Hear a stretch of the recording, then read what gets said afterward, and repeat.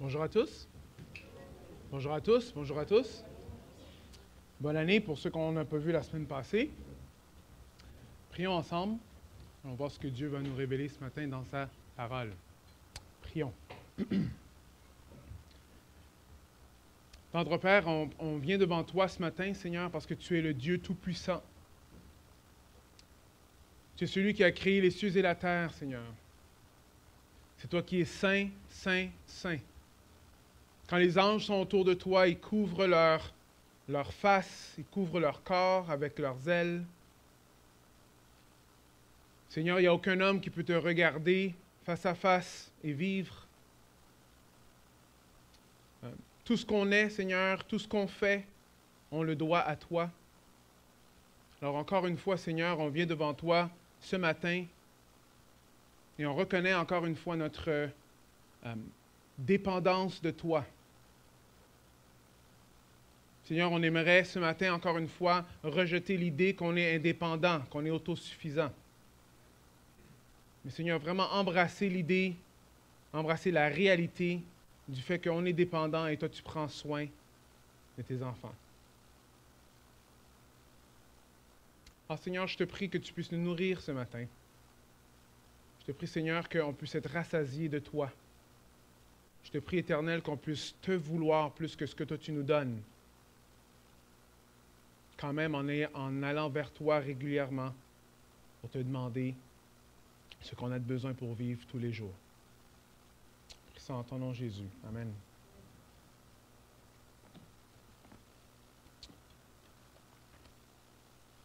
J'ai déménagé il y a quelques fois dans ma vie. On m'a rappelé un peu que combien de fois? 5 fois, jusqu'à maintenant, 5 fois. Et dans la deuxième et troisième maison, il y avait quelque chose d'assez intéressant qui s'est passé. C'est que quand nos voisins ils ont découvert que nous, on était des chrétiens, quand on était des personnes qui suivaient Jésus-Christ, ils ont eu des réactions physiques. Alors notre première voisine, quand Joanne lui a expliqué qu'elle aimait Jésus, elle a physiquement reculé pour dire « Wow! » Mon autre voisin, quand je lui ai partagé le fait que j'aimais Jésus, il m'a répondu rapidement ceci. Écoute-moi bien. Ici, on ne va pas parler de politique ni de religion. C'est-tu clair? Ouh. J'ai dit oui, c'est clair. Je ne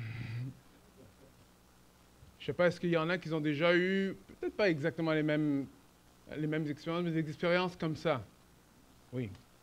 Alors, on sait que de plus en plus, quand on partage notre foi, on dit qu'on aime Jésus-Christ, on suit Jésus-Christ, on voit qu'il y a une aversion envers ça. Il y a même des fois de la colère envers ça. Il y a plusieurs raisons pour lesquelles que ça pourrait être comme ça. Une des raisons, c'est à cause du passé qui s'est passé au Québec avec l'Église catholique et tout. Mais ce n'est pas seulement ça. Il y a aussi un rejet carrément de tout ce qui est biblique. Il y a une montée de l'athéisme et le monde ne veut pas croire qu'on vient de ce que la parole de Dieu est en train de nous dire, mais ils veulent plus croire que certains viennent des singes. Alors, pourquoi on est en train de parler de ça ce matin? C'est parce que dans toutes les choses spirituelles qu'on peut faire ici au Québec, il y a quand même une chose que moi j'ai vue, que jusqu'à aujourd'hui, c'est toujours bien accepté. Alors, souvent, quand je vais dans les restaurants et je commence à parler à la serveuse ou le serveur, une des questions que je vais lui poser, c'est « Mais est-ce que je peux prier pour toi? » Et rarement, la personne va dire non. Intéressant. Alors, de toutes les autres choses spirituelles qui sont là, il y a souvent une aversion, mais quand on pose la question « Est-ce que je peux prier pour toi? » La personne souvent va dire oui. J'avais rencontré une notaire quand on était en train de changer de maison. Et bon, elle passait à travers des moments difficiles. Alors, je mentionnais, est-ce que je peux prier pour toi? Elle dit, ah, c'est donc bien sweet. En tout cas. Alors, j'ai dit oui. Après, elle a dit merci. Alors, il y en a plusieurs qui voient la prière comme ça, qui est quelque chose qui est réconfortant, qui est quelque chose qui rassure, et même de faire ce geste-là, de prier pour d'autres, ils vont trouver ça quelque chose qui est vraiment aimant. Alors, l'idée qu'on a un être supérieur qui peut prendre soin de nos besoins est une chose qui est quand même toujours assez courante aujourd'hui. Par contre, il faut faire attention. Il y a un groupe de personnes que je sais que si on leur demande de prier avec eux, ils ne vont pas aimer ça. Et ça, c'est les témoins de Jéhovah. Tu vas leur demander, OK, on va prier ensemble. Mais ils vont dire, hey, wow, attention là. Mais par contre, si notre vision de la prière est juste axée sur ce que Dieu peut nous donner, on va faire une grande erreur. Et la réalité des choses, c'est que plusieurs personnes dans la société, c'est comme ça qu'ils voient Dieu. Alors, ils ne vont pas dire qu'ils le voient comme un génie, mais finalement, c'est un peu comme ça qu'ils sont en train de le voir. Parce que si notre prière, c'est seulement des requêtes, si notre prière, c'est seulement Dieu, donne-moi, Dieu répond à mes besoins, Dieu vient arranger quelque chose dans ma vie, si c'est seulement ça qu'on a comme nos prières, alors on va tomber à côté de ce que Jésus-Christ, lui, il nous enseigne, c'est quoi la prière dans la parole de Dieu. Est-ce que vous me suivez? Est-ce que vous êtes avec moi? Est-ce que vous réalisez que des fois, prier et demander toujours des choses, ça peut devenir égoïste? Oui? Jacques va le dire comme ça. Alors, vous demandez, mais vous ne recevez pas parce que vous demandez mal afin de tout dépenser pour vos passions. Alors, Jacques est en train de nous montrer qu'il y a une façon de demander qui n'est pas une bonne façon. Mais ça insinue aussi qu'il y a une bonne façon à demander. Mais cette façon ici, c'est une façon qui est axée sur nos passions, qui est axée sur nos désirs. Alors, jour après jour, on va demander. Mais ici, ça dit qu'on ne reçoit pas parce que tout est axé juste pour satisfaire nos propres désirs. Alors, certains, ils ont réalisé ça. Ils ont réalisé que, bon, OK, demander, là, probablement, c'est très égoïste. Alors, je vais arrêter de demander, ou je ne veux pas aller demander à Dieu des choses. Pourquoi? Parce que, finalement, Dieu sait ce que j'ai de besoin. Ça aussi, c'est une erreur. Que oui, Dieu sait ce que tu as de besoin, mais de ne pas demander, oh, ce n'est pas ça que Dieu veut. Alors, la question peut se poser, alors qu'est-ce qu'on fait? Comment qu'on peut faire pour prier et être sûr que notre prière ne soit pas égoïste? Comment qu'on peut demander des choses à Dieu, et quand on demande des choses à Dieu, on le demande d'une façon qui est vraiment biblique, et ce n'est pas juste axé sur nos passions. C'est un peu ça qu'on va voir aujourd'hui. Pourquoi? Parce qu'il est possible de faire des requêtes à Dieu sans qu'on ait le centre de la prière, mais que Dieu reste le centre de la prière. C'est possible de demander à Dieu les plus grandes choses et que lui, il reste au centre de la prière et ce n'est pas nous qui sommes au centre de la prière. Alors, la semaine passée, nous avons vu qu'il y a un énorme problème dans la vie de prière. Et un des énormes problèmes de la vie de prière, c'est que souvent, on n'a pas envie de prier. Alors, quand j'ai demandé à lever la main la semaine passée, il y en avait quand même assez qui ont levé la main. Et je sais qu'il y en a plusieurs qui auraient voulu, mais une des réalités, c'est qu'il y en a plusieurs qui ne veulent pas prier. Mais ça, ils n'ont pas le goût de prier.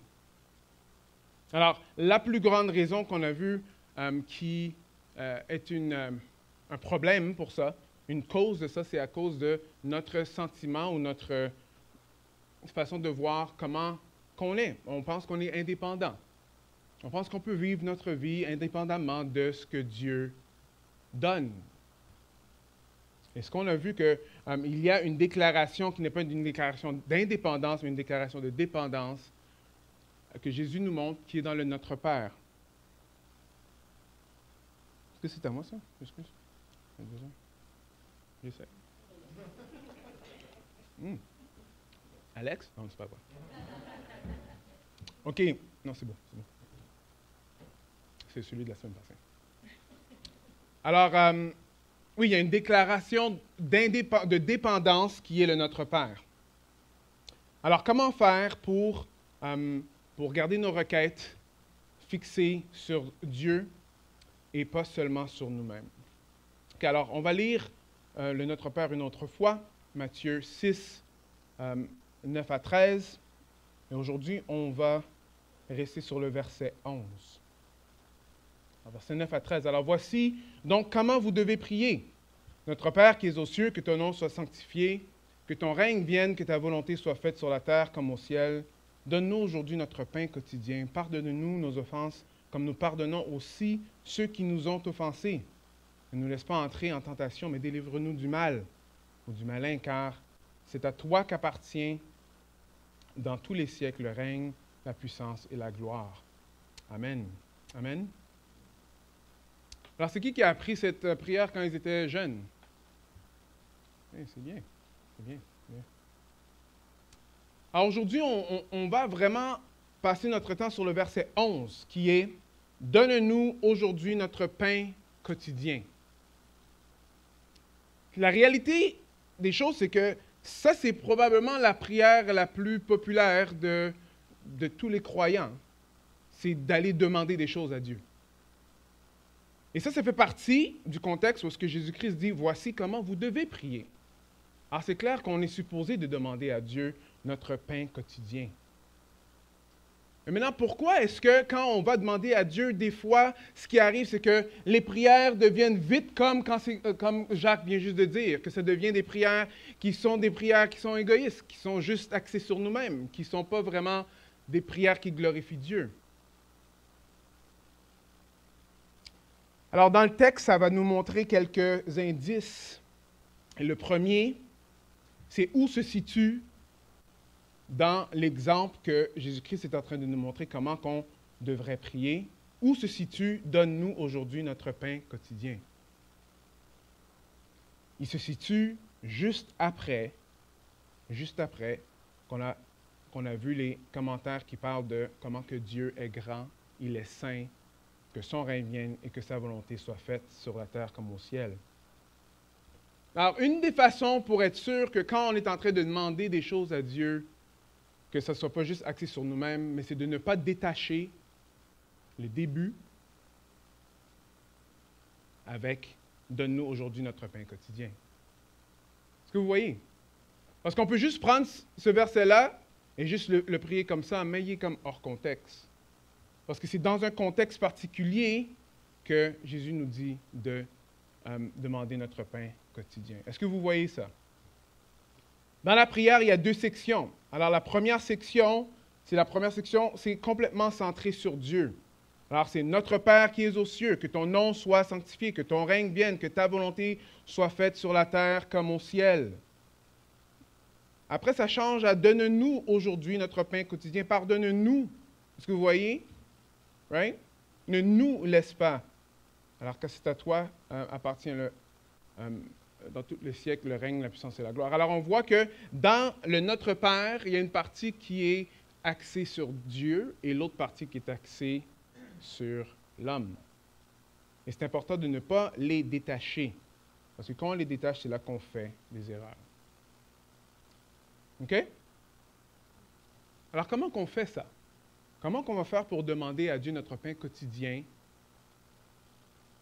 et quand même garder en perspective les premiers versets? Alors, je vais repasser un peu à travers la prière que Jésus-Christ nous montre et ça va nous aider à voir un peu. Ça commence avec notre Père. Alors, si on va demander notre pain quotidien à notre Père, j'aimerais que vous considérez ce matin qu'un père, ce n'est pas un génie. J'ai dit génie, mais c'est genie en anglais, mais en tout cas, vous comprenez. Peut-être qu'il y en a qui aimeraient que Dieu soit un génie. Parce que, bon, regarde, quand j'ai besoin de quelque chose, je lui demande, il me répond. C'est bien plus facile comme ça. Pas seulement qu'il me répond, mais qu'il me donne ce que je veux.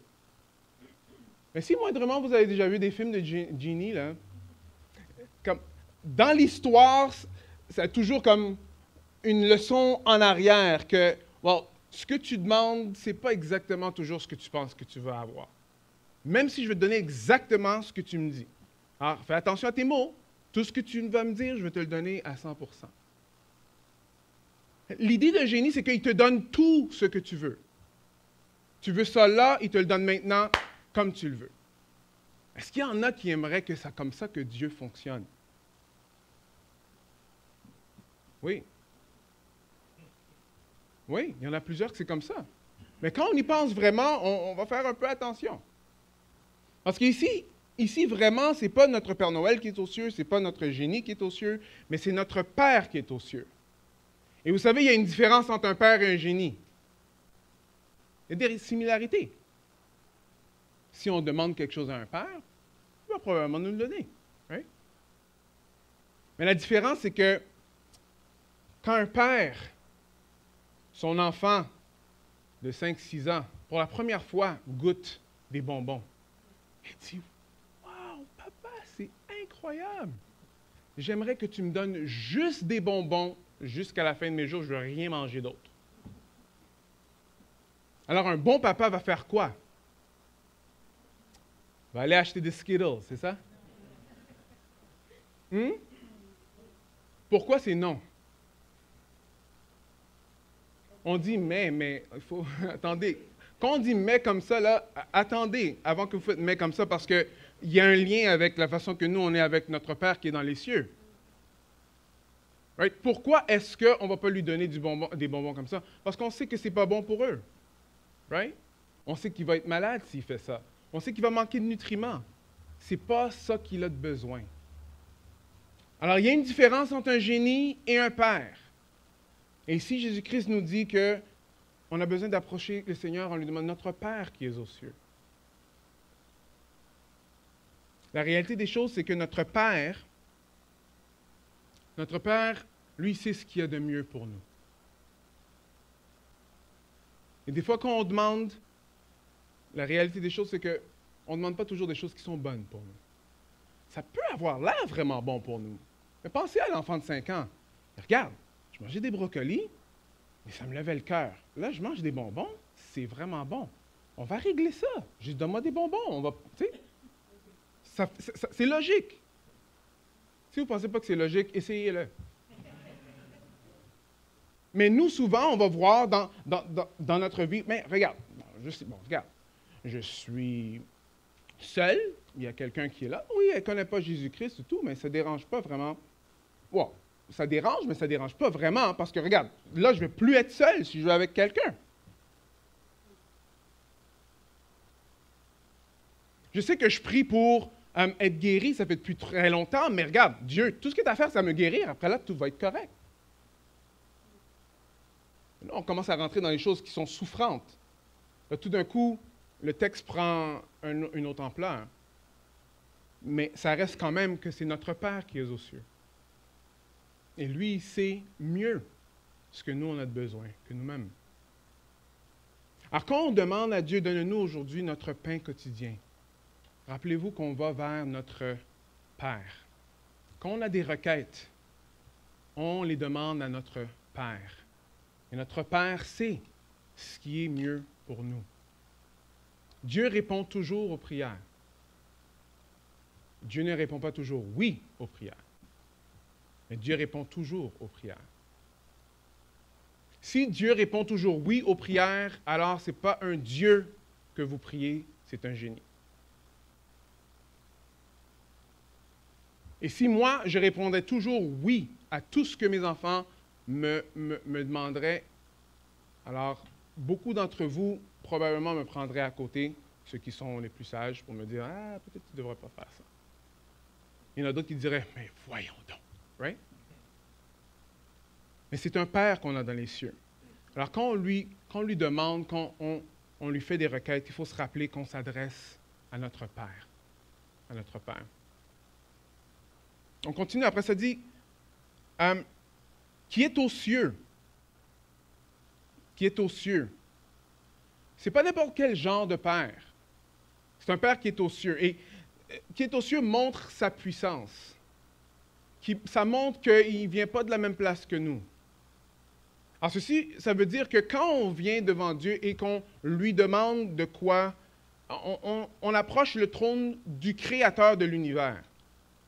Alors, il n'y a rien de trop gros, il n'y a rien de trop grand pour Dieu.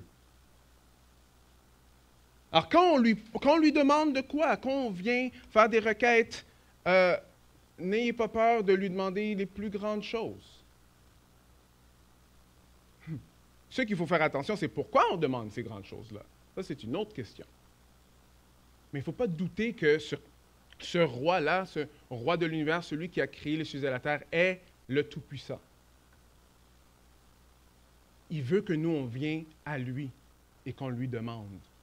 Il veut qu'on lui donne toutes nos requêtes. D'aller devant lui comme un petit enfant et lui demander. Alors, on a un Père et il est aux cieux. Il est tout-puissant.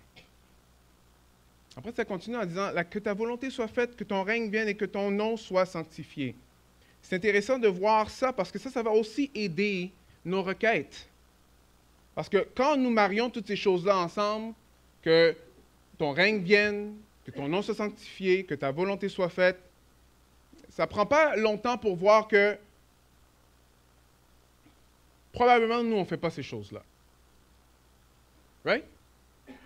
Mais c'est pour ça qu'il faut prier de cette façon-là.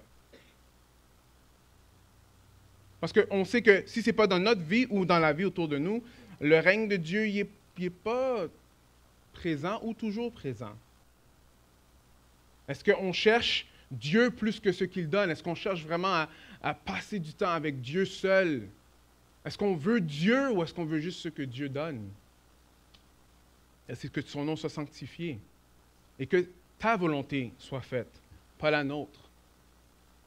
Alors, ce qu'on voit rapidement, on voit que quand on demande, même nos requêtes, souvent, ont besoin d'être guéries. Même nos requêtes ont besoin d'amour. Parce qu'on va demander mal. On va demander mal. Alors, quand on demande à Dieu, il ne faut pas détacher le début de notre Père avec les requêtes eux-mêmes. Est-ce que vous me suivez? Vous êtes avec moi? Oui? OK. Il y a un texte dans Proverbes 37 à 9. Je ne sais pas pourquoi ça n'apparaît pas, mais... Est-ce que vous pouvez le rentrer, Proverbe 37 à 9, parce que c'est un bon texte. Dans Proverbe qui va nous montrer une façon intéressante, parce que c'est l'auteur qui s'appelle Agour qui va faire une demande à Dieu. Et c'est une demande de lui donner de la nourriture, de pourvoir pour lui. Et regardez comment que lui, il va prier. Il va dire, « Je te demande 2 choses. Ne les refuse pas avant que je meure. Premièrement, éloigne-moi de la vanité et la parole mensongère. Ne me donne ni pauvreté ni richesse. Accorde-moi le pain qui m'est nécessaire. De peur qu'étant rassasié, je ne te renie et ne dise qui est l'Éternel. Ou qu'étant dans la pauvreté, je ne commette un vol et ne porte atteinte au nom de mon Dieu. » Alors là, ici, clairement, Agour est en train de pétitionner Dieu. Il demande à Dieu, s'il vous plaît, Dieu, bénis-moi, prends soin de moi.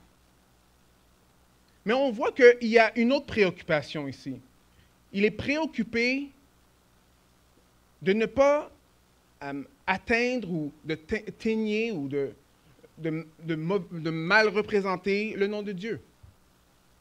Pour lui, ce n'est pas assez juste simplement que tu me donnes de quoi. Ne me donne pas trop, ne me donne pas assez afin que ton nom puisse être élevé.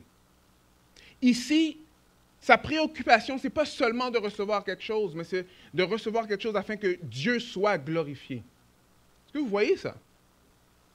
Parce que est-ce que vous vous rappelez la dernière fois que vous avez demandé à Dieu, « OK, Dieu, donne-moi de quoi, mais donne-moi pas trop, afin que je ne pêche pas contre toi. Ne me donne pas assez afin que je ne prêche pas contre toi, hein, parce que je veux que ton nom soit glorifié. » Est-ce que vous voyez ça?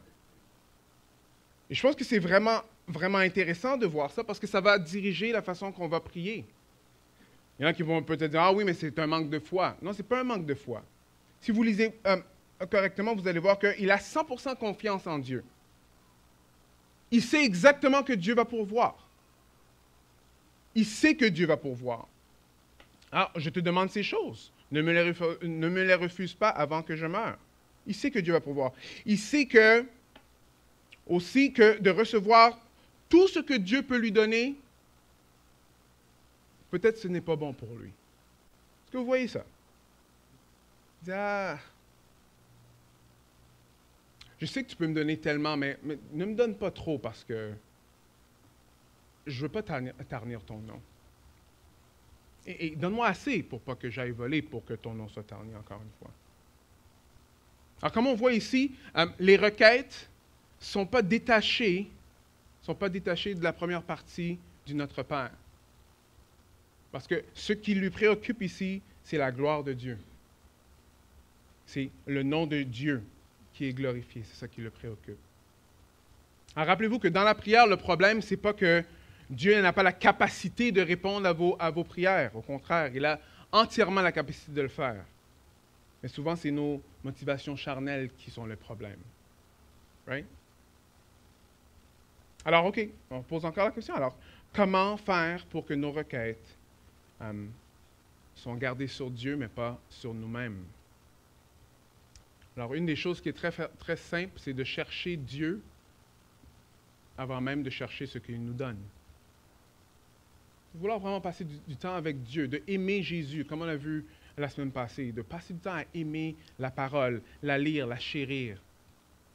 Passer du temps avec Dieu, lui faire confiance, obéir à ce qu'il veut, avant même de lui demander ce qu'on a besoin. Alors, il y a une façon de prier le Notre Père que j'ai vu et que j'entends qui se passe assez souvent. C'est juste de réciter le Notre Père. Est-ce que c'est bon de réciter le Notre Père? Moi, je pense que oui, c'est bon de réciter le Notre Père. Spécialement dans la liturgie. Ça veut dire comment on fait les cultes du dimanche matin. C'est une bonne chose. Par contre, il faut faire attention parce que des fois, ce qu'on voit, c'est qu'on voit qu'on peut réciter le Notre Père d'une autre façon. Alors, je regardais un film et c'était des personnes qui ont fait des choses qui étaient la mafia. Et le monsieur avait un chapelet dans sa main et il récitait le Notre Père. Chaque bille, il récitait le Notre Père. Chaque bille, il récitait le Notre Père. Il continuait à réciter le Notre Père. Est-ce que c'est ça qu'on doit faire? Juste réciter le Notre Père. Une autre chose qui se passe, c'est qu'il y en a qui vont réciter le Notre Père. Après là, leur prière va être juste sur « OK, Seigneur, fais ça pour moi, fais ci, fais ci, fais ça, fais ci, fais ça. » Alors, c'est comme si on a récité une genre de parole magique. Vous me suivez? C'est problématique, ça. C'est problématique parce que juste avant, dans Matthieu 6, 7, ça veut dire ceci. En priant, ne multipliez pas de vaines paroles comme les païens qui s'imaginent qu'à force de paroles, ils seront exaucés. Alors, beaucoup de païens, ce qu'ils faisaient, c'est qu'ils multipliaient beaucoup les noms des dieux. Alors, ils répétaient. Pourquoi? Parce que, au cas où que, OK, ils disent le bon Dieu, après là, à cause qu'ils ont dit le bon Dieu, alors leurs prières vont être exaucées. Et Notre Père, si vous voyez ici, ça dit, voici comment vous devez prier. Ce n'est pas, voici ce que vous devez prier. Alors, les mots qui sont ici, c'est pour nous montrer comment prier. Ce n'est pas une formule qu'on va juste répéter, et voilà, on a répété les formules. Après là, OK, c'était beau. Est-ce que vous voyez? C'est important de voir ça parce que plusieurs ne comprennent pas ça.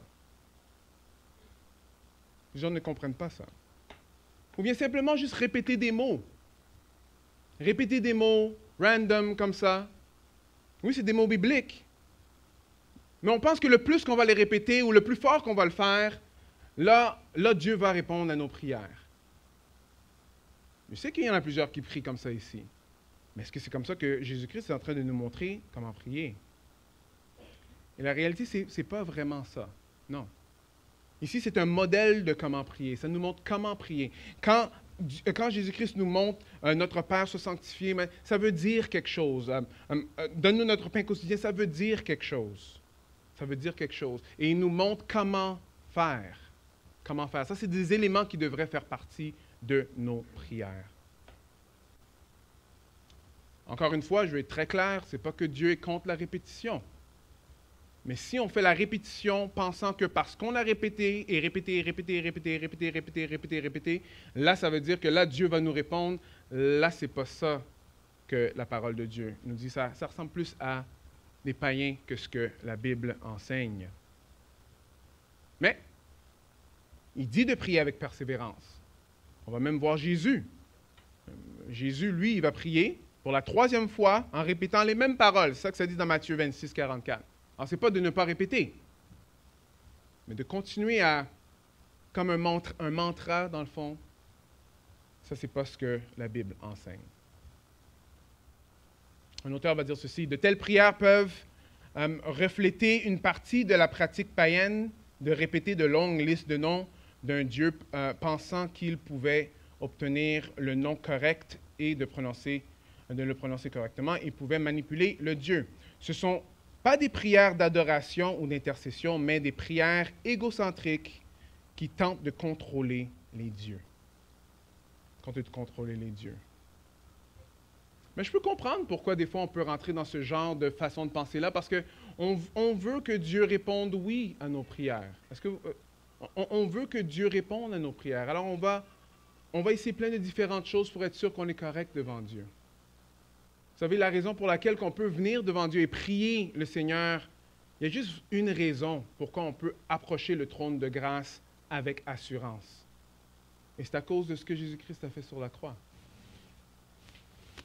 À cause que Jésus-Christ nous a réconciliés avec le Père, on peut venir à Dieu n'importe quand. Alors, il faut faire attention à des anciennes façons de faire, des choses qu'on a déjà vues peut-être, qui ne sont pas bibliques. Alors, donne-nous aujourd'hui notre pain quotidien. Alors, on a passé sur le donne-nous. Maintenant, j'aimerais parler de notre pain quotidien. Quotidien. Est-ce que vous priez que Dieu vous donne du pain chaque jour? Je n'ai pas dit, est-ce que vous remerciez le Seigneur qui vous a donné du pain chaque jour? Est-ce que vous priez que Dieu vous donne du pain chaque jour? Certains dans l'Assemblée, je sais que c'est oui. Je le sais. Les temps sont difficiles. L'emploi peut-être n'est pas là. Ou peut-être même qu'on va travailler, il n'y a pas vraiment beaucoup d'argent qui rentre. On n'est pas trop sûr. Les factures rentrent à droite et à gauche. Et la prière est régulière.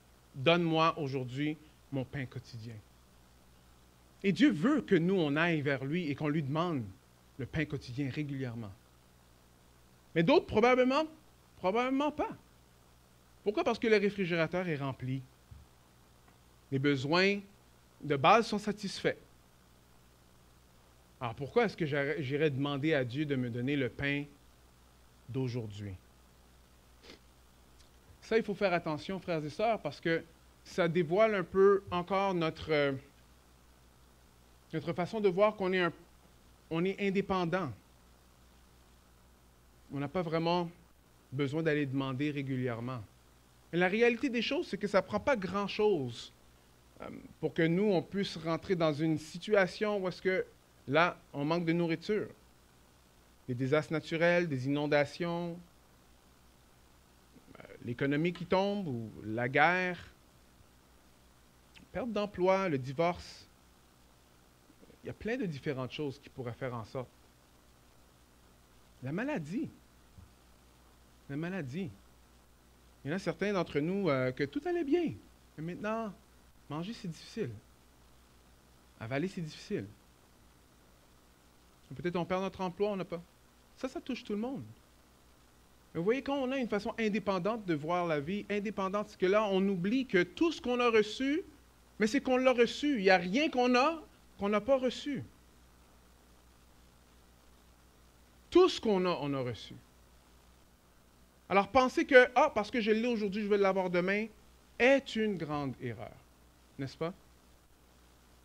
Ici, Jésus-Christ nous pointe vraiment clairement d'aller demander à Dieu nos besoins quotidiennement.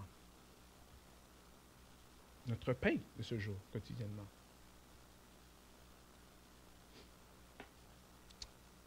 ça nous montre qu'on n'est pas si dépendant de ça.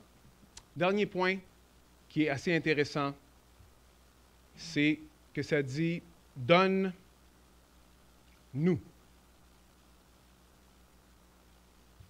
C'est pas « donne-moi », c'est « donne-nous ». Il y a un aspect communautaire. Un aspect communautaire à la prière que Jésus-Christ est en train de nous montrer en ce moment.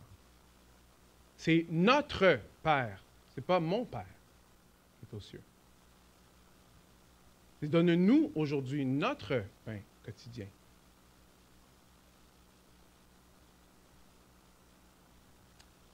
C'est très important, ce que je vais dire en ce moment. Je vais commencer par un exemple. Il y a un pasteur aux États-Unis qui s'appelle John O. J'ai vu qu'il ne reste plus de livres de prière, qui est une bonne chose. Alors, je vais en avoir d'autres. Si vous voulez lire un peu sur la prière communautaire, il a écrit un bon livre sur ça. Après, il a donné un exemple. Il dit, quand nous prions ensemble dans l'assemblée, nous prions que Dieu nous donne notre pain d'aujourd'hui. Alors, tout le monde, on prie ensemble. Right? Et des fois, il y a des témoignages. Alors, il y a une personne qui va dire, moi, je remercie le Seigneur parce que j'ai eu une promotion. Après, le monde dit, Amen. Après, une autre personne va dire, je remercie le Seigneur parce que j'ai perdu mon travail. Le pasteur va dire, mais gloire à Dieu, Dieu a répondu à la prière. Parce que le superflu de un peut aider le besoin de l'autre. Ouf. Mais ça, ce n'est pas quelque chose qui passe très smooth ici dans notre société à nous, parce qu'on est très habitué à nos propres affaires. Mais écoutez bien ce qu'il écrit ici. Je pense que ça vaut la peine. Nous sommes certains que nous allons manger. Nous pensons peut-être à la famine. Nous pensons très peu à la famine, je m'excuse. Alors, prier ainsi le matin nous paraît comme une formalité. Nous tenons pour acquis les dons de Dieu parce que nous pensons les avoir mérités par notre persévérance ou nos efforts assidus. Et en même temps, nous commençons à penser que nous n'en avons jamais assez. Ce genre d'orgueil entretient un manque de gratitude. Et quand la gratitude est absente, la cupidité prend rapidement sa place et s'étend au point de ne laisser de place à rien d'autre. Au fond, les gens cupides disent ceci: « J'ai travaillé dur pour obtenir ce que je possède, donc je devrais en profiter. Pourquoi devrais-je me préoccuper de quelqu'un qui s'est montré irresponsable? » Penser que nos biens sont le fruit de nos efforts nous amène aussi à penser que nous devrions être libres de choisir notre façon de les distribuer. Alors, toutefois, Jésus ne permet pas cela. Il nous ordonne de prier quotidiennement pour notre pain pour que nous nous souvenions que le moindre don vient de Dieu. Alors, qu'est-ce qu'il est en train de dire ici? Il est en train de dire, tout ce qu'on a, c'est Dieu qui nous l'a donné. Et quand on commence à évaluer, cette personne-là est digne de recevoir, mais cette personne-là n'est pas digne de recevoir, on commence à penser d'une certaine façon. Que dans le fond, mais j'ai travaillé fort, moi je mérite ce que j'ai. Cette personne-là ne mérite pas ce qu'elle a. Mais si on pense d'une perspective spirituelle, qu'est-ce qu'on a reçu spirituellement qu'on mérite? Maintenant, atterrissons-le d'une façon physique. Tu es bon à gérer l'argent? C'est bien. Tu l'as appris d'où? Ta personnalité est comment? Tu as des biens? C'est bien. Gloire à Dieu. C'est qui t'a donné la force pour être capable de faire ce que tu es capable de? La santé. Ça ne prend pas longtemps quand on a quelqu'un tout près de nous qui est frappé par le cancer. On réalise rapidement, « Hey boy, pourquoi cette personne-là n'est pas moi? » Il n'y a rien qu'on a que nous, on devrait s'enorgueillir. Alors là, ce que John O est en train de mentionner, et je pense que c'est vraiment bien, il est en train d'expliquer que la raison pour laquelle on dit « Donne-nous aujourd'hui notre pain quotidien », c'est pour toute l'assemblée. Parce que ce que nous, on a, c'est ce que Dieu nous a donné. Est-ce que vous voyez? OK, peut-être des amens ou des mondes qui se lèvent debout pour dire oui, oui, je te donne tout, Seigneur. Non?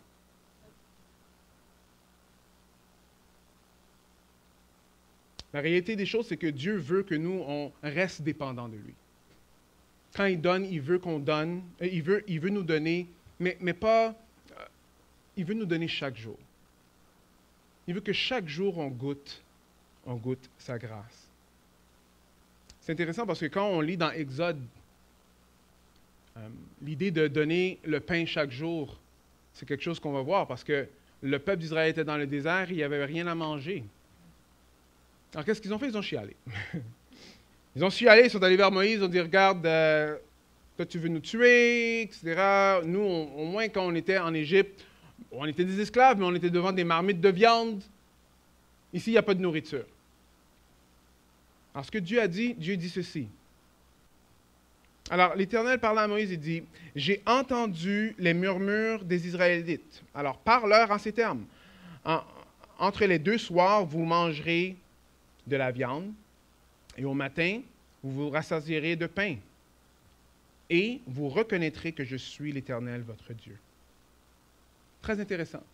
Dieu ici, jour après jour, il veut nourrir son peuple afin qu'il reconnaisse que lui, il est l'Éternel. Vous voyez le lien? Parce qu'au début de la prière que Jésus-Christ nous donne, qu'est-ce que ça dit? Ça dit que nous, on est là pour comprendre encore une fois que Dieu est saint, que c'est sa volonté qui doit être faite, que c'est lui le plus important. Et Dieu veut que nous, on reste dépendants de lui, qu'on aille régulièrement dépendre de lui. Pourquoi? Afin que nous, on puisse reconnaître que lui, il est Dieu. Ce qui est intéressant avec la manne, c'est que ils allaient chercher la manne et ils faisaient le pain, ils mangeaient, mais ça durait 1 jour. Si tu le gardais, c'était pourri le lendemain matin. Alors, Dieu l'a dit, et il y en a qui se sont essayés. Ah, mais je sais pas, moi je vais garder ça, peut-être je pourrais en avoir un peu plus, et c'était infect le lendemain. Non seulement ça, Dieu leur dit, OK, regardez, il y a 7 jours dans la semaine, le 6e jour, là, je vais vous donner une double portion afin que vous pouvez vous reposer le 7e jour. Qu'est-ce qui se passe le 7e jour? Il y en a quand même certains qui sortent pour aller voir s'ils peuvent aller, mais il n'y a pas de manne qui est là. Dieu veut que le peuple, régulièrement, jour après jour, dépende de lui. Est-ce que vous voyez ça? Mais une des choses que le peuple faisait, c'est qu'il nous montrait quoi? Il nous montrait que, qu'ils ne faisaient pas confiance à Dieu. C'est pour ça qu'ils vous en gardaient un peu plus pour eux-mêmes. Parce qu'ils n'étaient pas sûrs si Dieu allait pourvoir encore le lendemain. Est-ce que vous voyez? Right? Mais ils ne voulaient pas se reposer. Ils ne voulaient pas prendre une pause pendant les 7 jours. Pourquoi? Parce qu'ils avaient peur que Dieu ne pourvoie pas. Ils chialaient. Pourquoi ils chialaient? Parce qu'ils avaient peur, encore une fois, que Dieu n'allait pas pourvoir. Mon frères et sœurs, ici c'est très clair. Dieu veut que nous, on aille vers lui et qu'on aille chercher ce qu'on a de besoin chaque jour. Chaque jour. Chaque jour, on a besoin de prier à Dieu.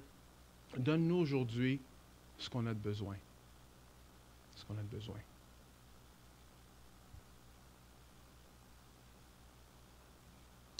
Une chose qui est intéressante, c'est que les Israélites, eux, ils allaient vers Moïse. Quand ils avaient des problèmes, ils allaient vers Moïse. Alors, bon, ils ont un problème, ils vont vers Moïse. Une des choses qui arrive aujourd'hui, c'est que nous, on peut vraiment aller devant Dieu n'importe quand. On n'a pas besoin d'aller vers Moïse. Parce que Jésus-Christ, lui, il est mort pour nous afin que nous, on puisse approcher le trône de grâce avec assurance n'importe quand. À cause que c'est lui qui est mort pour nous. Mais si tu as des doutes, si tu ne sais pas si Dieu est en train de t'écouter, si tu ne sais pas si tes prières sont entendues, mais j'aimerais te lire un verset. Parce que c'est important de connaître Jésus-Christ comme ton sauveur personnel. Tu as besoin que quelqu'un meure à ta place. Tu as besoin que quelqu'un meure et prend tes péchés afin que tu puisses rentrer dans la présence de Dieu. Parce qu'une des raisons pourquoi le peuple allait vers Moïse, c'est parce qu'ils avaient peur. Ils disaient, hey, wow, quand toi tu sors et tu parles à Dieu, tu brilles. Nous, est-ce que tu peux mettre un masque parce que c'est un peu trop pour nous? Ils savent que s'ils vont dans la présence de Dieu, ils vont mourir à cause de leur péché. Regardez ce qui est écrit ici. Puisque nous avons un grand souverain sacrificateur qui a traversé les cieux, Jésus, le Fils de Dieu, tenons fermement la confession de notre foi, car nous n'avons pas un souverain sacrificateur incapable de compatir à nos faiblesses, mais il a été tenté, comme nous, à tout égard, sans commettre de péché. Écoutez bien, approchons-nous donc avec assurance du trône de la grâce, afin d'obtenir miséricorde et de trouver grâce en vue d'un secours opportun. Ici, ce que Jésus-Christ a fait, c'est que, à cause du péché, on est séparé de Dieu. Le péché te sépare de la présence de Dieu. Oui, mais j'ai déjà prié et j'ai vu que j'ai été béni. Alors, je connais Dieu. Ah, la pluie, là, ça tombe sur le méchant et sur le bon. La santé, c'est les méchants et les bons qui ont la santé. On est des créatures de Dieu. Et les créatures de Dieu vont goûter les bénédictions que Dieu a établies sur sa planète. Tous.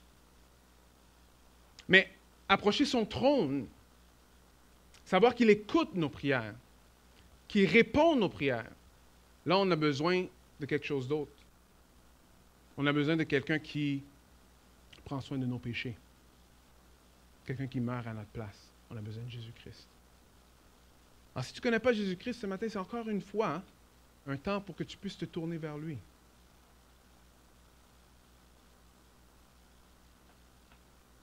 Si tu veux que Dieu écoute tes prières, qu'il réponde à tes prières, si tu veux ne pas avoir honte et que tu peux le faire avec assurance, tu as besoin de Jésus-Christ, le Fils de Dieu, celui qui est mort pour tes péchés, pour mes péchés, pour nos péchés. Alors voilà, pour nous, qu'est-ce que ça veut dire? Alors, pour chercher Dieu, avant tout, c'est Dieu qu'on a besoin. C'est Dieu qu'on veut, pas seulement ce qu'il donne. On a besoin de demander chaque jour. Et on a besoin de demander ensemble. Alors j'aimerais terminer par un temps de prière où est-ce qu'on va demander ensemble.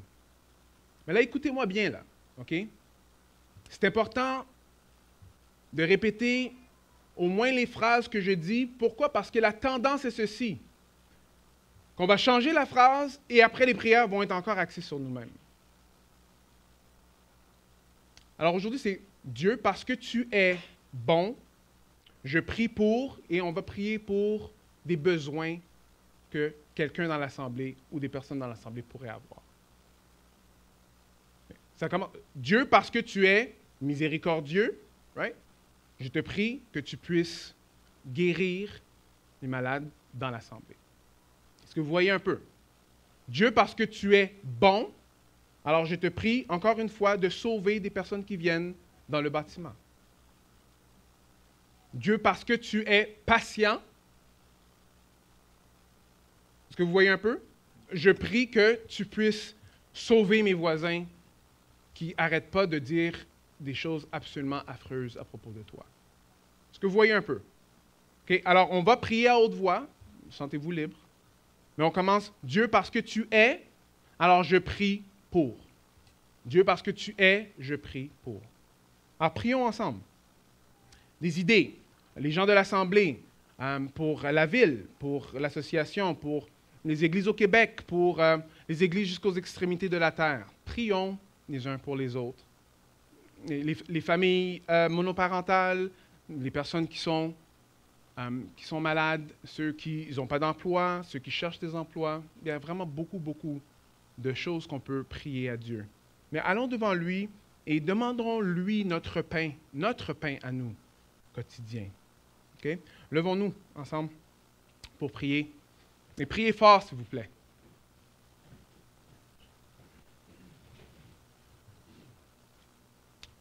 Alors, prions ensemble, sentez-vous libres.